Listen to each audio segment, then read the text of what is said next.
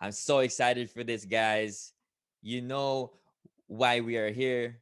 We're here to talk about real life experiences with our health journeys, and also because I believe that there is so much to learn from our own health struggles. And so we get together to show you that it is possible, guys. So if you're ready, I have here one of the stars of the Lifetime reality TV show, Married at First Sight. He is also on the carnivore diet. And so we will talk about how he got started with that and his experience and his insight with his own health journey. We have none other than Jacob Hardy. Jacob, welcome to the show, man. Hey, thank you. It's good to be here. I'm hoping my corgis behave. Rex is getting a little fussy back there, but he'll calm down once we get going, I'm sure. Yeah, great to be here. Appreciate it. Awesome, man. So how are you, man? What's keeping you busy lately? Uh, I'm good. I'm super excited actually about this new knees over toes wave. I don't know if you've been following that or Mhm. seen him around. So this new, it's sort of a new concept to help strengthen and protect knees. And the basics is walking backwards and pulling a sled backwards so that your knees are always over your toes. And I don't know. It seems to be the new hot thing. Like him and Mark Bell have been taken off, like working together. But I'm really interested in that, and that's kind of like what I've been focusing on. Actually, I have a sled that's in the mail. It should be here today. But so yeah, that's like kind of what I've been looking at recently, and Mhm. just really trying to buckle down like my diet again. Mhm. Typically, I don't know how you are, but over the Mhm. holidays, I'll get a little messy, or I'll just let things Mhm. slide. Right. So I did put on some weight, but also trying to see what boundaries I can push with adding things back and what works out versus what doesn't. But now I'm sort of back to strict carnivore and, feeling better again too. So yeah. Well, that's awesome, man, because I want to talk to you about how you got started with the carnivore diet, right? So let's dive into it. Love that you're here, man. Not just because of what you have to share today to people, about your health journey, but also having a platform like yours. I think you can have a bigger impact on just creating awareness outside of the keto and carnivore space. Obviously there's controversy around surrounding carnivore fat, obviously, right? Mhm. Having you having to answer a lot of questions about cholesterol and red meat, and which you've Mhm. already addressed on your channel. um, Being in the public eye, for sure, you'll get an audience that may be averse to this lifestyle, right? Taking a stand like that, I think, shows that uh, you know you it shows courage for me, and much respect to you. And sometimes people can have an expectation of you, different opinions, but having a platform like yours, I believe, gives you that ability to reach a wider audience that not many can speak to, right? But obviously it can come with lots of criticism. I'm curious, what sort of feedback have you gotten, if at all, from it? Obviously you've already addressed lots of questions about it. What's sort of the main thing that people say about it? Yeah, it's interesting. Like the maths audience in particular, they didn't seem to have like strong opinions. They would just say Mm, like the typical things. Oh, he's eating 8 eggs. He's going to die. He's going to have a heart attack. Those sort of things. And like, that's still stuff that's sort of ingrained in our mm, social conscious, whatever you want to call that. And I don't think that's going to change anytime soon. And I'm okay with that. Like, I try to just have high level conversations because I stopped getting in the weeds as much because back when I first got started, the bodybuilding.com forums was like my main resource to sort of figure stuff out. And mm, that was before social media even. So you would always find something, right? And it's kind of like how it is today, I guess, where you're always wrong and you're always right, depending on who you're talking to, right? And there's always wrinkles and nuance with everything you want to do or look at. And, everybody's situation's also very unique, right? So um, when people would criticize me or say things, I put myself in their shoes when I would have thought the same thing and said, you know what, that's okay.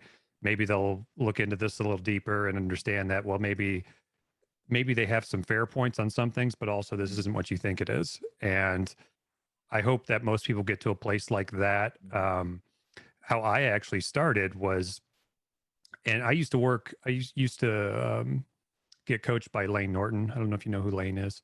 So he was one of the more prominent guys in the bodybuilding.com forums. And I felt bad for him because he always used to have to go to war and he has the degrees, the certifications, and can really talk about, everything with authority, I should say. Um, So it was like him versus the world on the bodybuilding.com forums a lot. So I ended up training under him. He's very much a, if it fits your macros guy, right? It doesn't matter what you eat, sort of thing, which I respect and I worked well for me for years. But at some point, there was a wrench in the system for sure, and I can speculate as to what that might have been. But personally, I think some antibiotics might have nuked my gut because I think that's a risk people don't always look at when taking antibiotics. Um, but things just stopped grinding like they used to, so I ended up having to look at diet. I was in physical therapy, going through these 45-minute yoga routines to try to reduce the inflammation, and Mm. while that worked, it was good. It was very temporary, right? And so that's what led me to some more diet solutions. I started cutting out dairy, grains, noticed I was feeling better. Then Dr. Baker came on to that Rogan podcast, talked about eating all meat. Mm. And I had known, people that have done crazy stuff like that. At the time, it was very crazy to me, right? And I was thinking to myself, like, well, this just looks like some, extreme knuckle dragger. That's what I would, that was what we would Mm. call a guy, the gym addict guys that would just do crazy stuff. But at the same time, I was like, well, maybe I'll try it, right? I just put a button in it.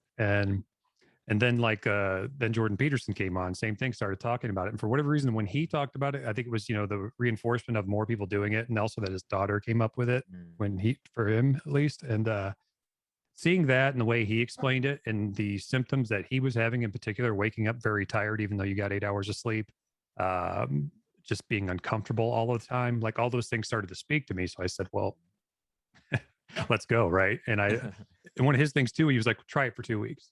Mm. Like you can try anything for 2 weeks, try it for 2 weeks. Mm. And if you're unhappy, right, then go back to doing what you're doing. 2 weeks later, I was down like 10 pounds. Didn't even want to like necessarily lose weight, but just shed like 10 pounds and felt amazing. And my head Mm. shrunk. That's why I always tell people like Yeah. I had a Cleveland Browns hat that was, there's no, Yeah. it's a fitted hat. And then all of a sudden there's like this gap on each side of my head. Mm. And I was having migraines constantly from, my diet. And I was actually drinking red wine to help with the migraines, which was probably making that worse because I'm pretty sure it's a sulfite. I think I have a sulfite allergy, but I'm not sure. But So that's yeah. That's go ahead. no, no, please continue. That's kind of like the long and skinny how I Mm. found carnivore and got into it, and that was roughly around 2018. Mm. And I was very strict for the majority of the time, but within the past year, I have tried to see what I can add back and sort of play Mm. with it. But it's a very frustrating process because, as you probably know, Mm. when you throw a wrench in the engine there, Mm. it can be painful for a couple of days, potentially Yeah. a week. So, Yeah. been a process. So let's go back because you talking about always having this inclination to fitness and being healthy.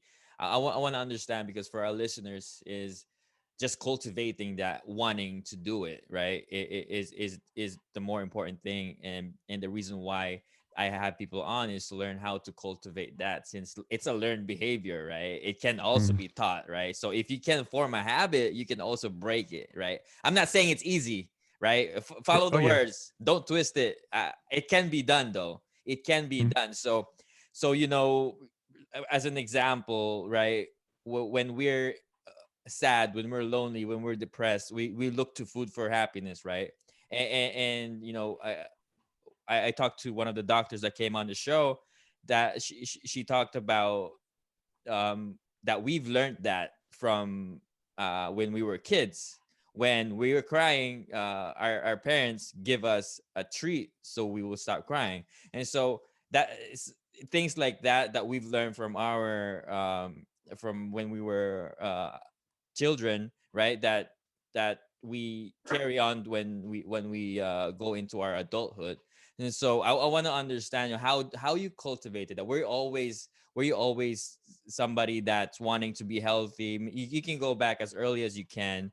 When you first watch what you're eating. Yeah. Well, so the eating, I guess I would split it into two parts, and I'll get a bit vulnerable for you. But I think a lot of guys my age can relate to this, even though we won't say it out loud because it's probably embarrassing. But when I was like 12 or 13, this new show came on TV called Dragon Ball Z, right? And one of the main characters there, Goku, would just train himself into oblivion, train, right? That was like half of the seasons was him just training for the big fight. So me being like the influential, little teenager I was, like that sort of just resonated with me. I had just started, taking weight training seriously too for football and baseball and all that stuff. So that actually did have a big impact on at least me pushing myself and also getting into powerlifting. And I found this powerlifting gym, and then I'm just seeing like all of these guys pushing their boundaries and doing insane things that I didn't think were possible. Um, Kind of like how it was portrayed, right, in Dragon Ball Z. And then like that kind of gave me the confidence to really push myself, especially with powerlifting. To think that I was 15 years old, and I had, the powerlifting divisions, as you probably know, there's like 50 of them, but whichever one I was competing in at the time Mm-hmm. at 15, I had set a state record for however long a time in Ohio for 375 squat, at 15, and I was proud of that. And when I first walked into that gym, would have never thought I would be able to do that, especially at 15. So um, that was definitely like kind of the start for me. And I don't know, I think it was just being too like a scrappy kid from Ohio. Like when Mm-hmm. you're in a Cleveland suburb in Yeah. Ohio, like nobody cares about you. Yeah. Like it's an impoverished city of Lorraine. And so kind of bringing that mentality to Mm-hmm. like training allowed me to push myself in ways I just, nobody would have necessarily told me to. I just had that sort of attitude. It's like, okay, well, I'm not good enough. Let me see. Right. And that really drove me. The diet didn't come until later. I didn't really, so I was terrible as a teenager. I wanted to gain weight. I wanted to be an offensive lineman, right? So I went from like probably 200 pounds at 15-ish to by the time I was 16, 17, I was like 270. I was like getting the box of the blue deluxe macaroni and cheese, cooking the whole thing and Mm-hmm. basically eating the whole thing kind of thing. And so my diet was typically pretty bad till I just ate whatever till I was Yeah. probably about 25. Where you could still get away with it. Yeah. Correct. Yeah, and I was okay with that. And even when I settled, I ended up playing Division III football. We weren't great. Our mascot was a student prince, though. It's one of the top 5 worst mascots in the country. I'm proud of that. But uh, I was about 240 though in college, and I felt good at that weight. And like even right now, I flow between 210 to 230, just depending. Um, Hold on a sec. Sorry. Okay, I think they'll be good now. Um, but yeah, so once I hit about 20, I think it was about 25, 26. I was done with college, probably more 24, but either way, got home, started working at GNC. I'd worked at GNC throughout college, so I kind of had that whole bro thing. And believe it or not, I was not a fan of keto, um, kind of because I worked at GNC. Because at that time, this was right around the time when Atkins had its first wave of like being the fad diet, right? Mm-hmm. And which is good. And I was actually happy at the time that people were taking their diet seriously, and like coming in and sort of trying to do something different than just whatever they see on a commercial, right? So, but the issue was to me, all those Atkins products, brownie, cakes, like all of it's basically the most unhealthy things you could eat packaged into a low carb keto thing that you can eat. But that sort of is reinforcing bad behavior, right? And the minute that they get that weakness, and many of these people were elderly, I noticed a lot of the times too. So they would try this Atkins diet, then they would fall off and start eating all those things in the pure forms, right? The pure sugar forms. So um, obviously, when that fizzled out, I just for the longest time didn't think much of keto anyway, and that was we all have biases, right, from our environments and upbringings and everything else. But the reason why I talk about that too is I ended up overcoming that. Like I just, Mm-hmm. and I think in fitness in general too, you realize enough that what you're doing is not necessarily the best solution or the right solution. It's a solution. It might work pretty well for you, but there's definitely others. They definitely work. And I think you should be open minded depending on your Mm-hmm. situation, right? To try new things and all that. And I think one of the guys that actually got me interested too in really taking a hard look at keto was Dom Diagnosto. I probably going to butcher his last name. I don't know if you're familiar with him. Um, he was the one that figured out with the Navy SEALs about the respiratory breathers, like how they won't have seizures or something if they use a keto diet with the rebreathers that they had underwater. But so yeah, that and also some of the benefits that I was reading. I know they're going to be very careful here. I don't want to get tagged with misinformation, but I believe there are certain cancers. I won't say specifically, but I believe research implies certain cancers you can benefit from a keto diet. So once all those things started coming out, I just really thought, okay. And then when my diet really started stalling, or even just like I'm eating healthy, right? I'm doing peanut butter, rice, cottage cheese, chicken breast, all those things, like not eating junk, and like the weight's not coming off like it used to. And I feel like, maybe it is an age thing, but I don't subscribe to that, to just giving up because I'm getting older, right? So Mm-hmm. let's spin it. Let's take the record. Let's see if we can change a direction here. And Mm-hmm. so carnivore ended up being the solution for me. And I think that was around 2018. So that was later into my 30s, but I was definitely struggling into my 30s with diet and trying to figure out what it was. And carnivore ended up being the best solution for me. Mm. You talked to people about shifting their mindset from a short-term diet to investing into a more sustainable lifestyle, right? And you said you're not pushing this lifestyle, but learn and do what works for you, which I think is important to say when you have a wider audience of people, because it can get misconstrued, right? By some people. Obviously huge companies are all about their bottom lines, right? About this products and that products, and if they're making money off of these short-term diets, whether it's feeding into their obesity epidemic, I don't think they care. Trust that it's all about their pockets at the end of the day. I want to ask you, like, when did you realize that this is the lifestyle for you? Obviously you're back into carnivore lifestyle now, and is this something that you're gonna be on, a long term, or yeah? I think so. I think, honestly, I think within like the fourth week of carnivore, I Mm-hmm. was thinking to myself, like, I'm good. Like, this might be it for me because I love sunny side up eggs. I love steak. You throw some salt on both of those, I'm pretty good. Mm-hmm. And I looked up this. I still take multivitamins. I'm not like, 'cause, I know Michaela Peterson has a lot more allergies to things and has to watch supplementation wise and all that. So, but I don't necessarily have any problems with that. So I can take, vitamin C or different things. I was trying to make sure I didn't get scurvy, doing all the reading on stuff like that, which apparently isn't really a thing with a scurvy, but, knock on wood. But yeah, I think it was about the fourth week, and it was really just because of how good I felt, and I hadn't felt that Mm. good in since my 20s, and I was just like, "Wow, what the heck's going on?" Right? And um, I would always just encourage people to keep an open mind with things, and that's why I don't push the diet. I didn't necessarily want the diet to define me per se. Like, this is a tool and an element that I use to improve myself.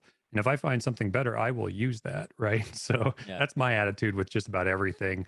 Not that there's anything wrong with, having the carnivore diet define you or like pushing it. Just not my style. And I tend to resonate with people that do that. So that's what kind of why I'm doing that. Right. So if you try to push something on me, I'll step back and I'll look at it for a while and I'll Yeah. think Yeah. about it. But if I see somebody leading by example and killing it and they're just Yeah. doing the thing and they're not necessarily saying you have to do this, I'm more interested in it. And I go, hey, let me check this out. It's funny when you talked about, like, when you talk about this on your YouTube channel, where you were at the pool and talking about carnivore. You said the science is settled. It's probably charlatans trying to sell you something, and it's just really funny because it's true, right? Like, they do push their agenda. It doesn't matter what it is, as long as it benefits, whatever it is, right? Yeah, Yeah. I would encourage people to always question anything they hear as regards supplementation or diet and everything. You really do have to like dig in, and then you have to understand, like, and have the confidence to say, well, give it a real chance if you want to try it, but also then analyze, is this working for me? And if it's not, why? And then maybe go consult somebody that might know why. Hmm. And then if you get it done right, well, then you understand if it works for you or not, right? But it seems like for whatever reason, in our society, we have accepted our diets to just be this thing where we go places to eat, get food, and we're good. And Mm. there's that old saying, "You are what you eat," but it's more than that too, I think. And it it's just so important. One sec. You're good.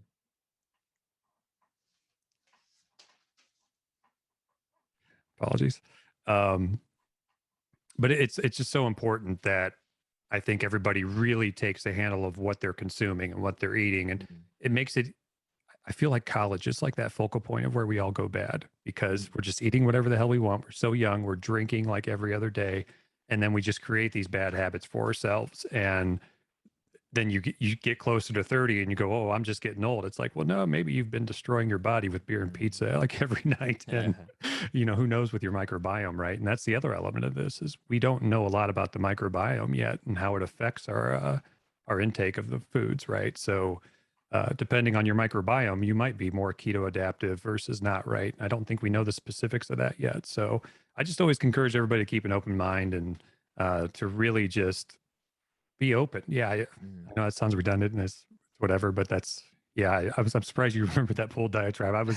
I went on a tangent there. I was like, I watched that back. I goes, yeah, maybe I should have calmed down a little bit, but it was just frustrating because you did hear a lot of that stuff, and even today I'll hear stuff about my heart health and just all of these things, and it's like, well, do you have something that I can read that was peer reviewed and actually has a focus group, and it's not like epidemiology connecting strings? I haven't gotten one yet. So as far as I know, it's all epidemiology connecting strings. And I just having the history I have in the supplement industry, uh, I don't I don't subscribe to that typically. It's good. It's good to see and good to use as a baseline, but I don't subscribe to it. Man, you you you delved into the science of this, just listening to your video about the carnivore lifestyle. It seems like um you are really interested in digging into the science of this, and how your what you're eating affects how you feel too, right? At the end of the day. um I want to talk to you about consistency, because you said change your life, and do that. You have to make tough choices to do that, right? And I believe that change has to be desired too, right? And that desire is cultivated from experience. Because some people, that's why short-term diets really work, because people subscribe to it because they know that they're gonna get off it anyway. So I'm gonna be on this for 30 days. And then after that goal, after I reach that goal, I'll be back to, whatever, regular. Um, but what keeps you consistent with this, and what motivates you through this health journey for you? I know you talked about some of the benefits that you already seen. What are the difference between now and then? What would maybe how you feel now, or what benefits have you experienced starting this carnivore diet? Well, what I would say, like to answer the question more holistically, is I think I've always been like my biggest critic. And I'm sure there's a psychologist out there that will pick me apart for that some way, somehow. But like, um, I've always, I don't know what it was, and maybe it goes back to that simplified like Dragon Ball Z thing with the training and wanting to be a better version of yourself. But like there was always just something in me that wanted to explore, and I always wanted to do it naturally too. And it's nothing against people that used anabolic steroids or anything like that, but for some reason, I just never wanted to go down that path. It didn't feel right to me. And Mm-hmm. a lot of it has been gut feelings too, with the paths that I want to take or the training I want to do, and just all of those things. Does this feel right to me? And is it working? Is it effective? And then also like even what you hit on with the diet part, like people go on these diets knowing that they're not going to last. And then what they tend to do is they're not getting the results they want right away. So they'll go on a more extreme version of the diet, right? And then they lose the weight they want in an unhealthy manner.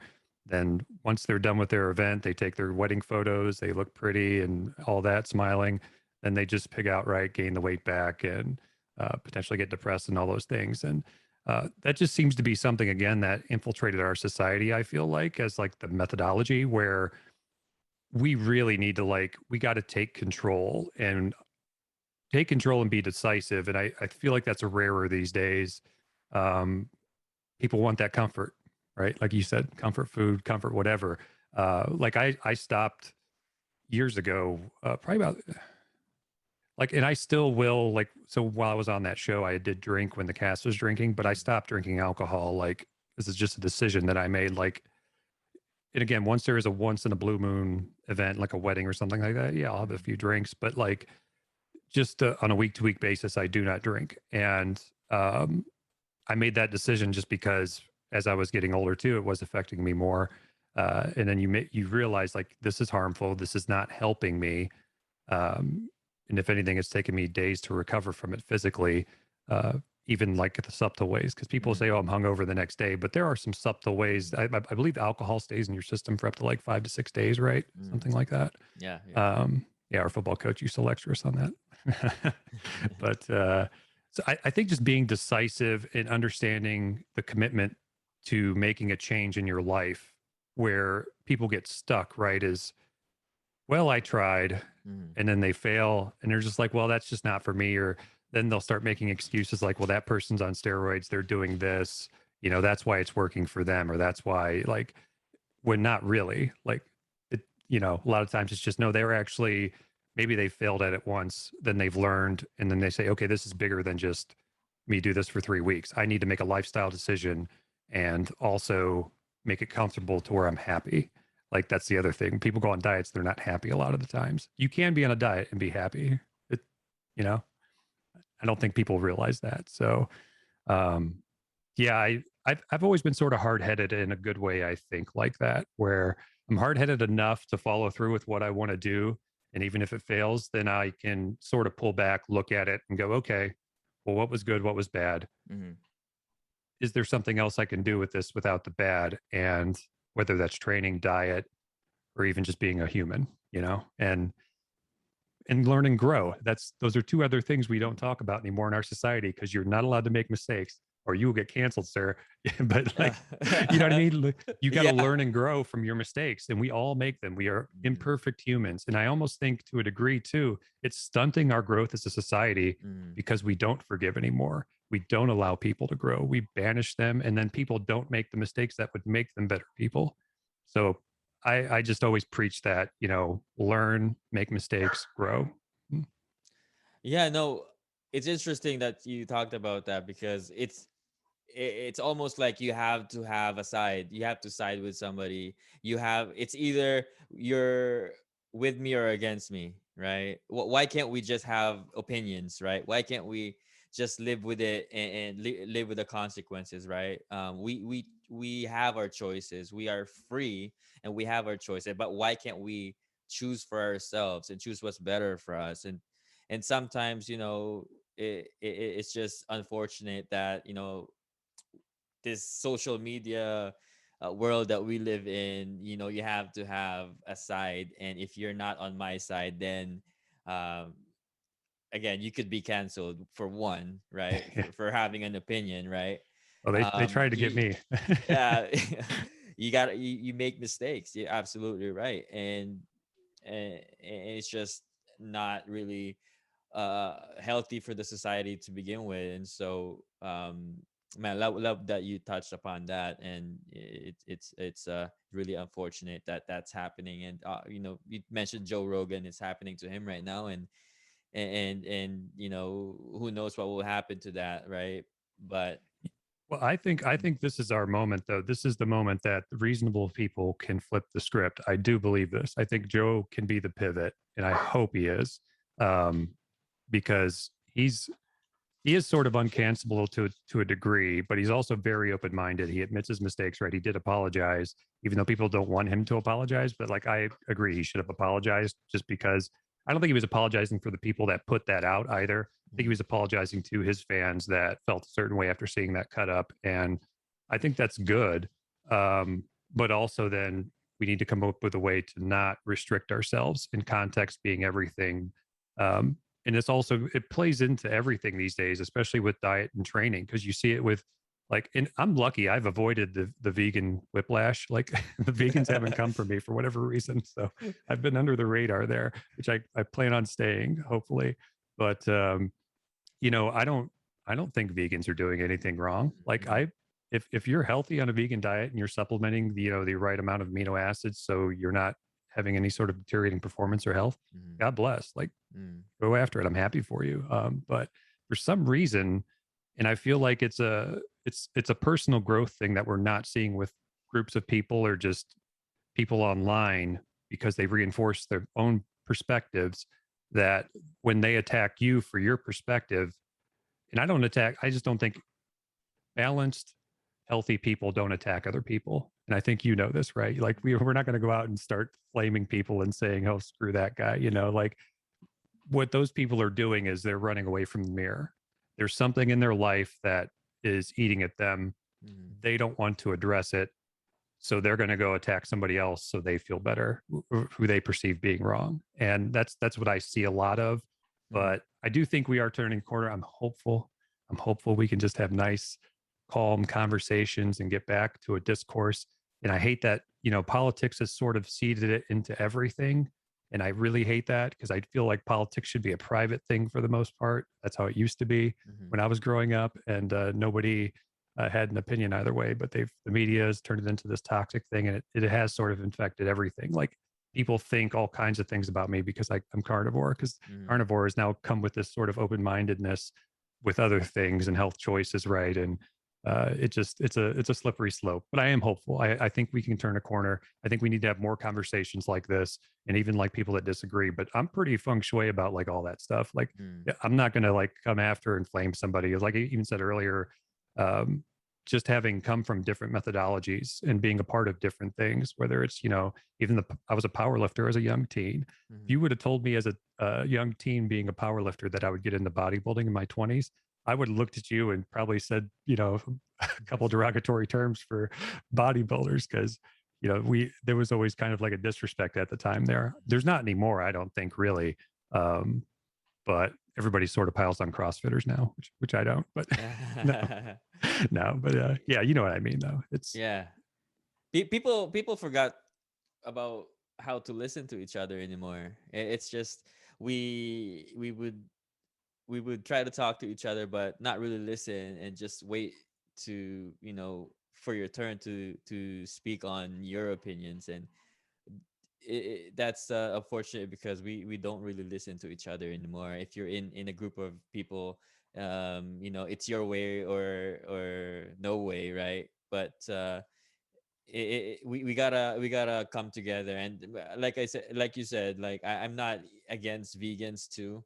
Like, if that's what they want to do, then you know all the if that's what worked for them, I believe. But I'm gonna stay on my lane and just keep continue sharing my experience, like you like what you're doing right now, and sharing your experience and how carnivore affected your life, and how your cognitive function has improved, everything else has improved in your life. And so that's why we're here. That's why we're talking about it, for people that really want to listen, because people want to learn, people want to make a change. And we both believe, and again, I'm with you, we're not pushing this to people. If you do your research and you've tried it and it doesn't work for you, then you don't have to be on this, right? But again, we do this for people that want to listen. We do this for people that are um suffering from different kind of ailments that carnivore or keto can uh you know fix. This lifestyle can fix, and that's why we're here, that's why we're doing it. And having to talk about experiences like yours, and uh your health journey has evolved from being a bodybuilder into getting into the diet. And as you grow older, you realize that certain food doesn't work for you. And so we arrive at this point where you're on a strict carnivore diet, which uh, just works, right? And it may have a lot of um backlash, being on a public eye like yourself.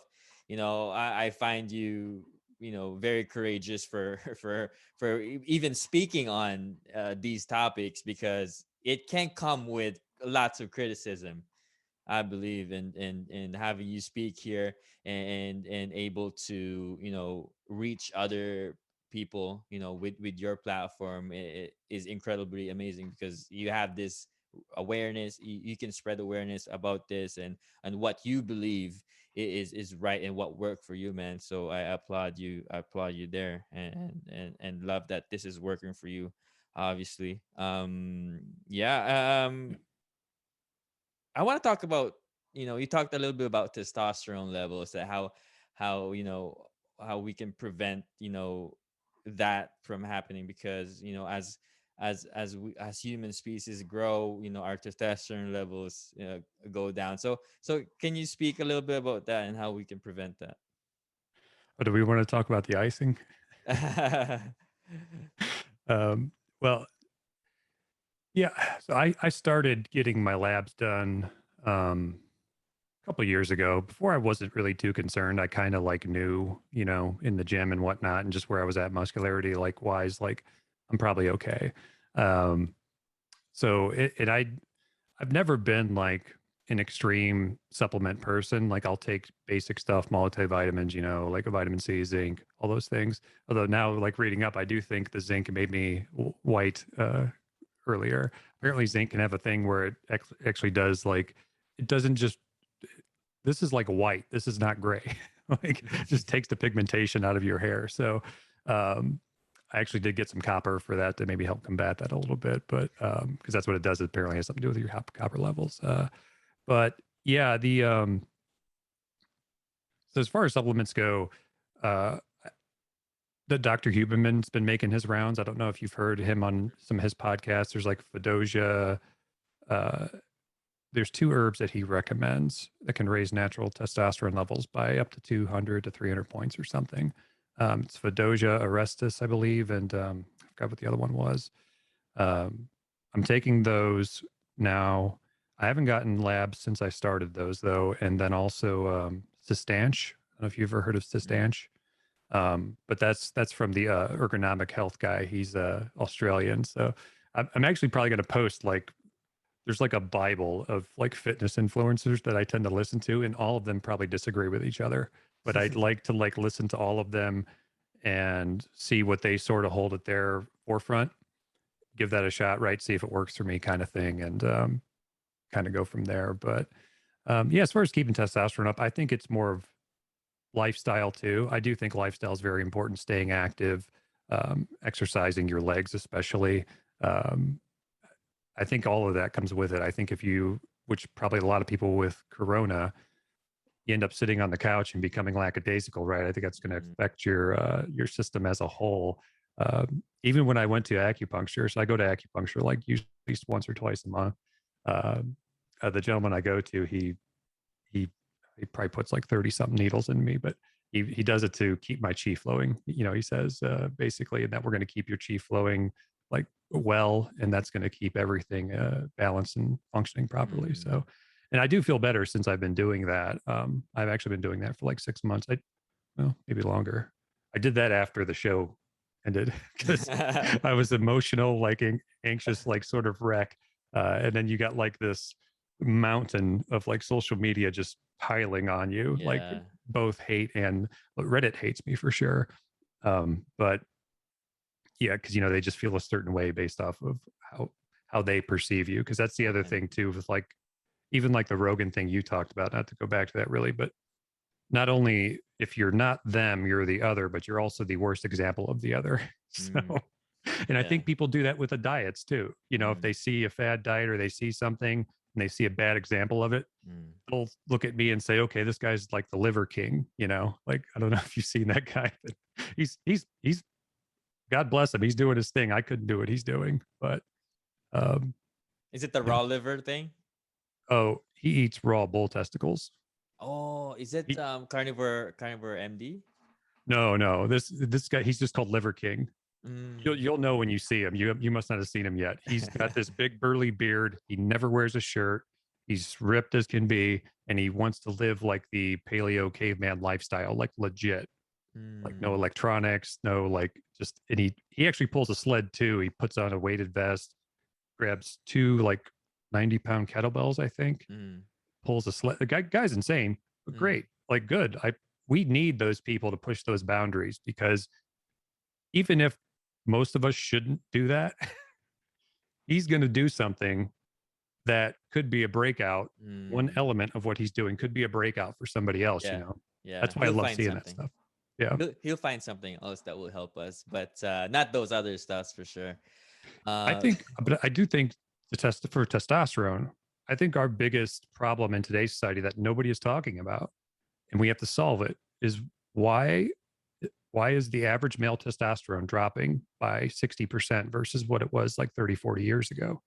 We need to understand that and fix it. Like, and I think the public conscious generally says, okay, that's good. Toxic masculinity, bad. It's like, well, high testosterone doesn't necessarily mean toxic masculinity. I've actually seen the reverse, where lower testosterone can tend to lead to toxic masculinity, because it's more emotional men, you know, that are lashing out.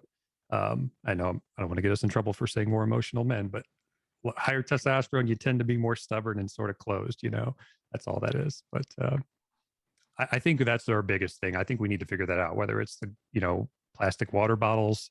I don't know. Like, people are speculating, if, you know, if a water bottle gets in the sun too long, apparently that stuff can break up and get into the water, and they think that could be affecting it, but who knows? But I think that is the biggest thing we do need to figure out. And I would like to see our government actually fund mm, some research behind it. mm. When you started taking the supplement for testosterone, do you feel anything different? Honestly, no. Mm-hmm. Typically, maybe Yeah. I just don't.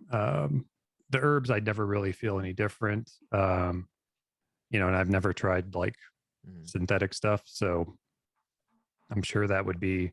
And I might. I'm not against it. But again, just I've actually been told by friends, you know, who have tried anabolic steroids and all those things. It's like, look, if you're like this and you don't need that, it's like, don't do it, because like once you do it, it's going to be like a thing where you have to be on it, Mm-hmm. or like you're going to want to be on it. And so I actually got encouraged by people that use steroids not to try it. And so far so good. I mean, once I hit 50, you know, who knows? Maybe I'll go to a doctor and say, hey, I would like my testosterone to be like it was when I was 40. Mm-hmm. What can we do? And does it make sense? Is it going to be healthy? Can he monitor everything? Because now that they are doing that now, it's kind of like a legal thing, right? Where before that wasn't something that was even humored. I think we can thank Sylvester Stallone for that when he came back with those movies, right? Yeah, no, obviously. Man, I want to go back to when you said you've quit alcohol. Do you what and before that, before you decided to quit alcohol, what are you? How often do you drink before? Um, you know, I fell into where I didn't. It was one of those things where I didn't think I was drinking that much, and then it turned out like, oh, I'm actually drinking like 4 times a week. Mm-hmm. This isn't probably good, right? And there is that sort of like cultural thing of like one glass of red wine a day is good for you, that kind of thing. And then once you have a glass, you're got the smirks and, oh, let me get another one. You know, like what's the big deal? Yeah. And so that's kind of how I had fell into that, I think. And it was just a period of time in my life where I had just gotten out of a serious relationship too, and then wasn't really in the mood to like. I'm not the type of person where if I'm in a serious relationship, I can't just get out there and start dating again in like a month. So I Mm-hmm. kind of shut in for like a good 6 months, and then I would just, you know, have a drink or two every other night, and that turned into just an unhealthy situation. And it was kind of one of those things. I just had made this decision where this is unhealthy for me. I'm not going to do it anymore. And that And was it. I then actually still have bottles of wine in the house for yeah, guests, but I don't touch them. yeah. And then now, do you notice any different in mood right now that you have stayed away from alcohol? Is like you can you compare now to then that you could link back to not having alcohol, like Yeah. I think in general, I was sluggish, you know, mm, like kind of just like you're slumped over during the day. yeah, yeah, You're not up and ready. And you just weren't, I was not in the mode to like rue the day or whatever, like, you know, really mm, kill it. And I feel like that could have been part of it. I mean, it is a depressant, right? Especially once you get it in your system that often. And I'm not against drinking, just to be clear. it just it got a little into my 30s, especially though it did start to affect me more. And when you're in your 20s, it just seems like you do have that buffer, and Mm-hmm. you can drink whatever you want, be fine. Now, it was interesting too when I got while I was on the show, right? Because the whole cast is drinking like every other night. So I was drinking with them. I ended up getting NAC, NAC, and that helped a lot. Like I could keep up with the Young Bucks with NAC and not like feel horrible the next day. But then they pulled it, or like Amazon had pulled it during COVID because for some reason, right? They were trying to classify it as, I believe, a prescription drug at one point, but then they dropped it because it's not a natural occurring amino acid, right? There is some component to it that's not natural, but they never got around to it. I don't think Amazon sells it still, and it's still hard to find some places, but you can get it now again. But yeah, that it was just more of a decision too, that the way I did feel. Again, it was the thing I was combating. Am I just is this old age? Is this what everybody says is getting old? And then there was like just this other voice that came in my head. It's like, no, that's bullshit. Screw that. We're making changes. We're not going to be complacent. And I was losing that I was losing that charge while I was drinking of in my 20s, that I would say, no, screw that. We're gonna push through this. We're gonna get through this. We're gonna, even if you fail, you're gonna win. That kind of Mm-hmm. thing. So I felt like alcohol was slowly taking that away from me. And maybe that's BS, right? For other people, and that's fine. But for me at the time, that's how I felt, and that's definitely why I quit. And that's also why I can stay off of it, because when Man, you really believe that, yeah, that's the ultimate that's power. so Like, difficult, man. yeah, it can be. That's so difficult to do. Like, yeah, obviously, like other things too. Like it's you gotta really make some tough decisions for your life. And you talked about how you're getting old. How old are you? You don't seem that old to me. Well, I'm 40 now, Yeah, so yeah. um, yeah. I mean, I would say people nowadays, especially, it does seem like we're learning how to age better Mm-hmm, versus mm-hmm, before, right? And I do think more people taking control of their diets is helping with that. yeah. I think, and this is going to hand up. This is like complete bro science on my part, but we used to, do that back in the day, throw around some bro science and be okay with it just being bro science and not take it too seriously. But I do think as we age, we lose the ability to process foods with a good efficiency that will Mm-hmm, allow us not to be inflamed by them.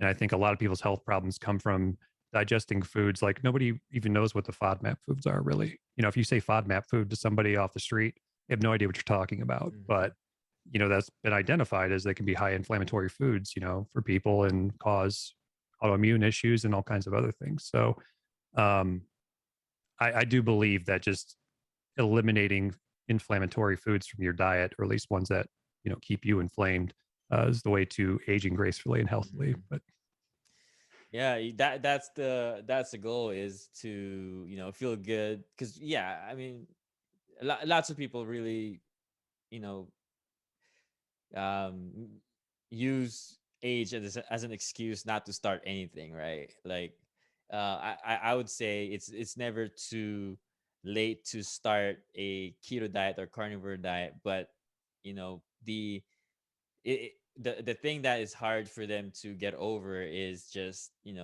how they learned that wherever they picked it up, that red meat, it can cause you know such and such. And obviously if their doctor reinforces that, then it's almost impossible to get off like that mindset. And so you really really have to take it into your own hands. And if nothing's working for you, obviously information is free, but you gotta still be careful on what you're reading. mhm. Obviously, like we said, like um, depends on who you talk to. It's either right or wrong. Depends on who you talk to. But at the end of the day, that's why we talk about stories, because stories are real. Stories are experience. Stories are struggles, and learning, and finding that sustainable lifestyle, that, you know, either it work for you, it doesn't work for you. It's up to you to find out. But if you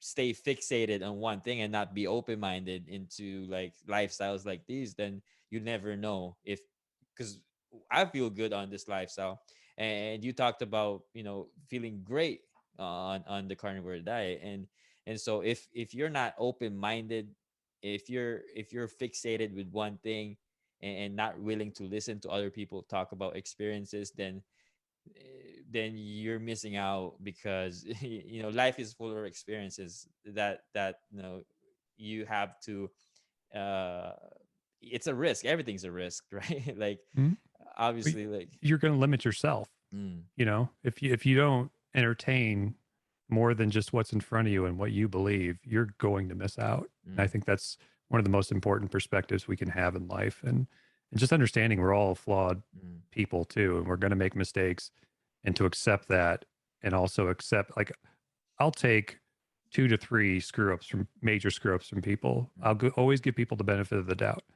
And I don't believe in completely cutting people off, like, holistically, like the whole cancel thing. Like, look, I'm not going to be the one that pulls him out or helps him because I've tried, but somebody else might. So somebody should have some grace with him, and maybe they'll get through. Maybe they have a perspective I didn't. Maybe that'll work.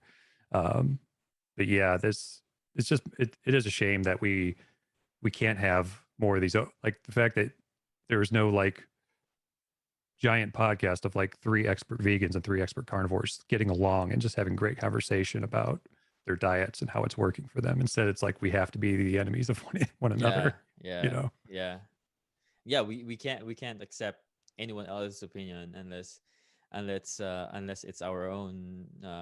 But again, it your own knowledge of things that you think are real can be things that you picked up along the way, that sometimes isn't even yours. Sometimes you just heard it, just sometimes you heard, from from uh from anywhere, like, from when you were a kid. You picked it up until your childhood, and these views that we have, we still gotta keep open minded, like you said.